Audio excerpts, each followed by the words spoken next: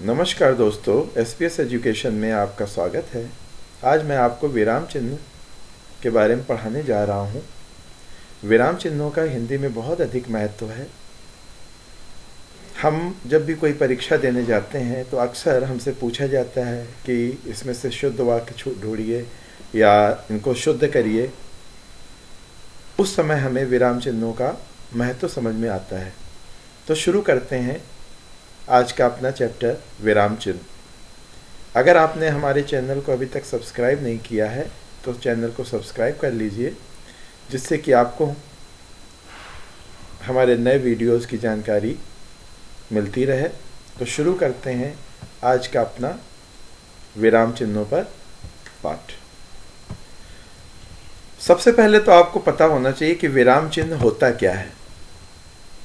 हम बोलते समय, किसी चीज़ को पढ़ते समय, वाक्य, उपवाक्य और शब्दों पर जहाँ भी विराम रुकने की आवश्यकता होती है, उस चिन्ह को जो सूचित करता है उसे ही विराम चिन्ह कहा जाता है। अर्थात विराम का मतलब होता है रुकना। आजकल मुख्यतः 12 प्रकार के विराम चिन्हों का यूज किया जाता है हिंदी भाषा में। विराम चिन्ह तो बहुत अधिक हैं, जिनके बारे में भी मैं आपको बताऊंगा, पर मुख्य 12 प्रकार के विराम चिन्ह हैं जिनका उपयोग आजकल हिंदी भाषा में हो रहा है, और इन्हीं पर आधारित प्रश्न या शुद्ध करने के लिए भी आपसे पूछा जाता है। हमारा सबसे पहला विराम चिन्ह है पूर्ण विराम। पूर्ण विराम का प्रयोग हम कब करते हैं? जब भी हम अपना कोई वाक्य या सेंटेंस को पूरा कर लेते हैं और उसके अंत में जो चिन्ह हम लगाते हैं वो विराम चिन्ह होता है। विराम चिन्ह को कुछ इस तरीके से लगाया जाता है। लेकिन एक चीज़ ध्यान रखना है, कोई भी प्रश्नवाचक चिन्ह या फिर विस्मय आदि सूचक वाक्य अगर होगा तो इसमें कभी भी हम विराम चिन्ह का प्रयोग नहीं करते हैं। यहाँ पर हम विस्मय आदि और प्रश्नवाचक चिन्ह का ही इस्तेमाल करेंगे। हमारा दूसरा विराम चिन्ह है अर्धविराम, जिसको हम सेमी कॉलन भी बोलते हैं। ये कॉमा होता है, उसके ऊपर एक पॉइंट लगा होता है। ये वाला चिन्ह अर्धविराम कहलाता है। इस चिन्ह का प्रयोग तब किया जाता है जब हम विराम से कम और अल्प विराम से हमें अधिक रुकना हो, तब हम इस अर्ध विराम का इस्तेमाल करते हैं। अब इसका इस्तेमाल कहाँ होता है ये मैं आपको एक बार विस्तार से बताना चाहूँगा। इस चिन्ह का प्रयोग जब हम दो संयुक्त वाक्य जोड़ते हैं। संयुक्त वाक्यों के बारे में मैं अपनी वीडियोस में पहले बता चुका हूँ कि वाक्य कितने प्रकार के होते हैं। अगर आप उनको देखेंगे तो पता चल जाएगा। संयुक्त वाक्य, दो संयुक्त वाक्यों को जब हम जोड़ते हैं तो उसमें हम अर्ध विराम का इस्तेमाल कर लेते हैं। उदाहरण के लिए, कविता ने बहुत प्रयत्न किया परंतु सफल ना हो सकी। अब यहाँ पे दो सेंटेंस हैं, कविता ने प्रयत्न किया और दूसरा वो सफल नहीं हुई। दोनों के अपने अपने दोनों स्वतंत्र हैं। संयुक्त वाक्य कौन से होते हैं? जहाँ दोनों का अपना स्वतंत्र महत्व हो। तो जब हम इसको जोड़ते हैं तो हम इस कॉलम, सेमी कॉलन का यानी कि अर्ध विराम का इस्तेमाल करते हैं। पहला क्या हो गया कि जो भी संयुक्त वाक्य होंगे उनको जोड़ने के लिए हम सेमी कॉलन का इस्तेमाल करेंगे, अर्ध विराम का इस्तेमाल करेंगे। दूसरा है ऐसे उपवाक्य जो परस्पर संबंधित हों लेकिन स्वतंत्र प्रतीत हो रहे हों, जिनका आपस में रिलेशन तो हो लेकिन जब हम उनको पढ़ते हैं तो वो हमें अलग अलग लगें। तो ये वहाँ पर भी हमें अर्धविराम का इस्तेमाल करना होता है। उदाहरण के लिए, खनिज पदार्थों में लोहा मुख्य है पर वहाँ सीसा और जस्ता भी मिलता है।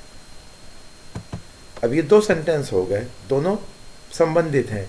लोहा भी खनिज पदार्थ है, सीसा और जस्ता भी खनिज पदार्थ है, लेकिन ये आपस में जब हम इनको पढ़ रहे हैं तो हमें ऐसा महसूस हो रहा है कि ये दोनों सेंटेंस अलग अलग हैं, आपस में स्वतंत्र हैं। तो इस तरह से उपवाक्यों को जोड़ने के लिए भी हम सेमीकोलन अर्धविराम का इस्तेमाल करते हैं। हमारा तीसरा प्रकार का विराम चिन्ह है अल्प विराम यानी कि कॉमा, जो कि हम अक्सर इस्तेमाल करते हैं। इनका इस्तेमाल कहाँ किया जाता है? जब एक ही तरह के दो या दो से अधिक शब्द, वाक्यांश या वाक्य एक साथ आ जाएं, तो हम कॉमा का इस्तेमाल करते हैं। योजकहीन दो सजाती शब्द यानी कि जिनको हम जोड़ नहीं सकते हैं, लेकिन वो सजाती मतलब एक जैसे शब्द हैं, तो उनको दिखाने के लिए हम कॉमा का इस्तेमाल करते हैं। उदाहरण के लिए, बाग में लाल कॉमा पीले कॉमा गुलाबी और नीले फूल लगे हैं। अब यहाँ पर हम फूलों के बारे में बात कर रहे हैं, कैसे? लाल पीले गुलाबी और नीले। तो इनको अलग अलग दिखाने के लिए हम कॉमा का इस्तेमाल करते हैं।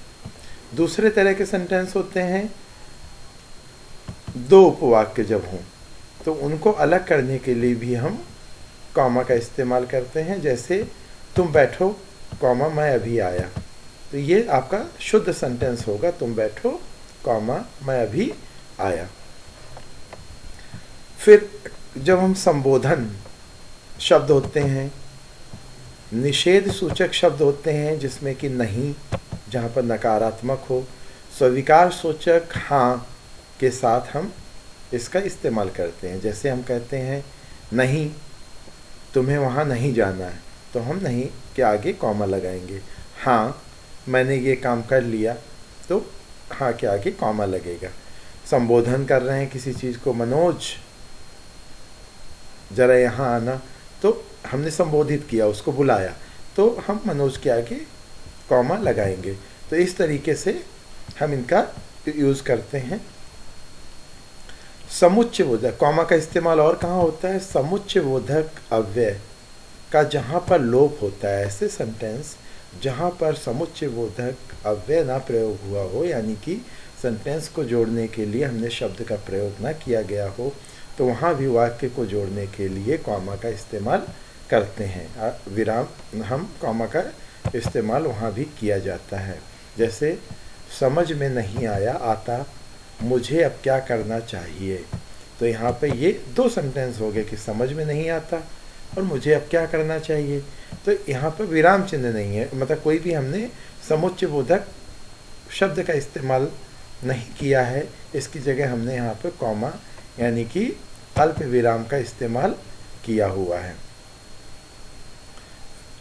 तारीख, महीने की तारीख और सन के बीच में हम कॉमा का इस्तेमाल करते हैं। जब भी हम किसी पत्र को लिखते हैं किसी को, तो या फिर पत्र को समाप्त करते हैं, तो इन शब्दों के साथ भी हम कॉमा लगाते हैं। जैसे प्रिय, महोदय, अंत में जब हम लिखते हैं आपका, भवदी, तो इन सब शब्दों के बाद में हम कॉमा का इस्तेमाल करते हैं। तो अल्प विराम का इस्तेमाल बहुत ही विस्तृत है, इस पे विशेष ध्यान देने वाला होता है। मित्रों, हमारा चौथा विराम होता है, वो है प्रश्नवाचक। सिंपल सा है, ये चिन्ह होता है प्रश्नवाचक का, और इस चिन्ह को हम कोई भी ऐसा वाक्य जिसका कि उत्तर देना अनिवार्य हो, अर्थात तो वहाँ प्रश्नवाचक शब्द का इस्तेमाल किया गया हो और उसका कोई भी उत्तर भी निकले, अर्थात आप उत्तर देने के लिए मजबूर हो, मतलब देना ही है उसका हाँ या ना या कुछ भी, तभी वहाँ पे क्वेश्चन मार्क का इस्तेमाल होगा। जैसे तुम क्या कर रहे हो, अब यहाँ तुम क्या कर रहे हो, आपसे प्रश्न पूछा गया, तो आप इसका आंसर दोगे ही दोगे कि मैं कोई काम कर रहा हूँ या क्या है। तो यहाँ पर आपका प्रश्नवाचक चिन्ह का इस्तेमाल आपको करना पड़ेगा। कुछ वाक्य ऐसे भी होते हैं जहाँ प्रश्नवाचक शब्द तो होता है परंतु वहाँ प्रश्न नहीं पूछा जाता, ऐसे वाक्यों में प्रश्नसूचक चिन्ह का इस्तेमाल नहीं किया जाता है। उदाहरण के लिए, क्या हुआ अगर उसने काम नहीं किया, तो तो ये एक नॉर्मल, हमने क्या शब्द का इस्तेमाल तो किया, प्रश्न सूचक है, लेकिन प्रश्न नहीं पूछा गया, एक आम बोलचाल में कह दिया गया। तो हमें इस चीज़ का ध्यान रखना है कि प्रश्नवाचक वाक्य वही होते हैं जिनका हमें उत्तर देना पड़े, और वहीं पर प्रश्न सूचक चिन्ह का इस्तेमाल करेंगे। हमारा अगला जो विराम चिन्ह है वो है विस्मय वाचक चिन्ह, जिसको कि कुछ इस तरीके से दिखाया जाता है। इसका उपयोग हम विस्मय, आश्चर्य, हर्ष, शोक आदि को व्यक्त करने के लिए करते हैं। अचानक हमें बहुत खुशी होती है तो हमारे मुंह से जो शब्द निकलता है, या हम बहुत दुखी होते हैं तो हमारे मुंह से वर्ड निकलते हैं, तो उस तरह के शब्दों के साथ हम विस्मय आदि बोधक शब्द का इस्तेमाल करते हैं। उदाहरण के लिए जैसे हमने कहा वाह कितना सुंदर दृश्य है, तो यहाँ जो वाह है ये एक विस्मय, हमारे आश्चर्य दिखा रहा है तो कि कितना सुंदर दृश्य है, तो हम वाह के आगे विस्मय आदि बोधक शब्द लगाएंगे। छी, इतनी गंदगी मैंने पहले कभी नहीं, यहाँ हमारे कभी नहीं देखी, यहाँ हमारे भाव शो कर रहा है कि हमें बड़ी घृणा हो रही है, तो यहाँ पर इस विस्मय आदि बोधक शब्द चिन्ह का इस्तेमाल हम करते हैं, क्योंकि ये विस्मय आदि बोधक चिन्ह हो जाता है, शब्द हो जाता है। इसके पश्चात हमारा जो अगला प्रकार है वो है योजक या विभाजक चिन्ह। योजक या विभाजक चिन्ह एक डैश की तरह होता है, जो हम डैश लगाते हैं। इसका प्रयोग हम दो या दो से अधिक शब्दों को जोड़ने के लिए करते हैं।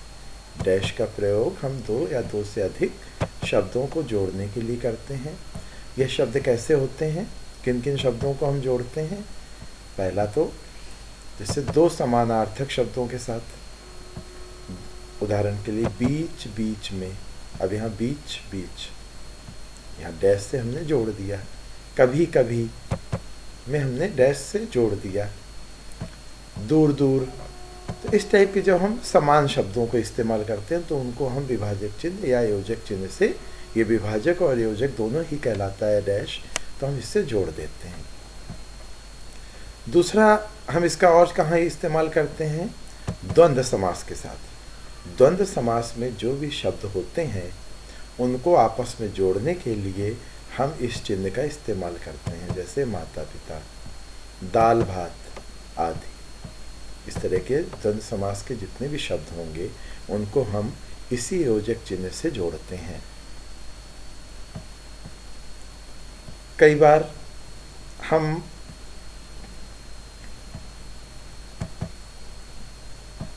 साम्य सूचक शब्द, मतलब एक दिखाने के लिए, हमें कोई संबंध दिखाने के लिए कि किस तरीके का वो है, इनमें सा, से और सी आदि शब्दों का हम प्रयोग करते हैं। तो इनसे पहले भी हम इस योजक चिन्ह का इस्तेमाल करते हैं। उदाहरण के लिए जैसे छोटा सा, छोटा सा, तो छोटा के बाद हमने सा से पहले डैश लगाया, योजक चिन्ह का इस्तेमाल किया।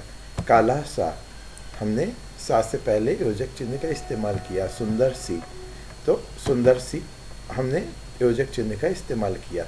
इनका हमें इस्तेमाल करना ही होता है। साम्य सूचक शब्दों के साथ सा, से, सी आदि के साथ हमें योजक चिन्ह का इस्तेमाल करना होता है, तभी वो शुद्ध माना जाता है। तो इस प्रकार योजक चिन्ह के इस्तेमाल ये थे। योजक चिन्ह की तरह ही निर्देशक चिन्ह भी होता है, बिल्कुल वैसा ही होता है, लेकिन और इसका इस्तेमाल हम इसको योजक चिन्ह, निर्देशक ये सब कह सकते हैं क्योंकि सिमिलर होते हैं दोनों। इनका इस्तेमाल हम वाक्य, वाक्यांश या पद की ओर विशेष ध्यान दिलाने के लिए करते हैं। जब हमें कोई विशेष ध्यान दिलाना हो या किसी की उक्ति को प्रकट करना हो, कोई कुछ कह रहा है उसको हमें प्रकट करना है, विशेष अर्थ कोई दिखा रहा हो उसको सूचित करना है, तब हम इस निर्देशक चिन्ह का इस्तेमाल करते हैं। उदाहरण के लिए सिंपल सा जैसे माता जी, इसके बाद डैश लगा दिया, अर्थात यहाँ क्या मतलब हो गया कि माता जी कुछ कह रही हैं, बच्चों तुम सब इधर आओ, तो हम इसमें डैश का इस्तेमाल करते हैं। इसको निर्देशक चिन्ह भी कहते हैं। फिर तुम मुझे खून दो मैं तुम्हें आज़ादी दूंगा। डैश सुभाष चंद्र बोस, यानी कि किसने कहा? सुभाष चंद्र बोस ने कहा। तो ये इंडिकेट करने के लिए भी हमने डैश का इस्तेमाल किया। इस प्रकार से आज हमने ये 7 विराम चिन्हों के बारे में पढ़ा है। अभी जो हमारे और विराम चिन्ह हैं उनका अध्ययन हम अपनी दूसरी वीडियो में करेंगे।